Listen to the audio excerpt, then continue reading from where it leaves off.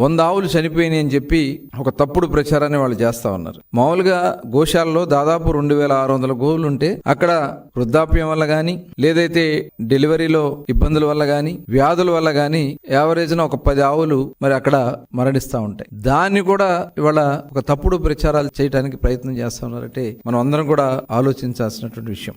గడిచిన 3 నెలల్లో వృద్ధాప్యంగా గాని ఏదైతే మనం చెప్పినటువంటి వ్యాధుల వల్ల గాని 40 ఆవులు మృత్యువాత పడితే అవన్నీ ఒకసారి చనిపోయినాయి, 100 ఆవులు చనిపోయినాయి అని చెప్పి తప్పుడు ప్రచారాలు చేస్తా ఉన్నారంటే అది కూడా ఫోటోలు ఎక్కడో చనిపోయినటువంటి ఆవుల ఫోటోలు తీసుకొచ్చి అవి చూపించి ప్రచారం చేయడానికి మరి దిగజారుతా ఉన్నారంటే ఇవాళ మనం అందరం కూడా ఆలోచించాల్సినటువంటి విషయం. గో సంరక్షణశాల పైన తిరుమల తిరుపతి దేవస్థానం ఒక ప్రత్యేకమైనటువంటి దృష్టి పెట్టడంతో పాటు అక్కడ నిరంతరం సమీక్షించుకోవడం జరుగుతూ ఉంటుంది. 250 నుంచి 260 మంది గోశాలలో అక్కడ వాటికి పర్యవేక్షిస్తూ వాటి అవసరాల కోసం సంరక్షణ కోసం అక్కడే ఉంటూ వాటికి గోశాల సేవలు చేస్తా ఉంటే దాని మీద కూడా తప్పుడు ప్రచారం చేస్తూ జియో ట్యాగింగ్ జరగట్లేదని చెప్తాను. ప్రతి ఆవుకి జియో ట్యాగింగ్ చేసి ఆ సంరక్షణ రికార్డులన్నీ కూడా ఎప్పటికప్పుడు అక్కడ పర్యవేక్షిస్తూనే ఉంటారు. అలాంటిది జియో ట్యాగింగ్ జరగట్లేదు. ఎవరి కోసం మీరు ఈ మాటలు మాట్లాడుతా ఉన్నారో కరుణాకర్ రెడ్డి గారు తెలియజేయాలని చెప్పి నేను కోరుతా ఉన్నా.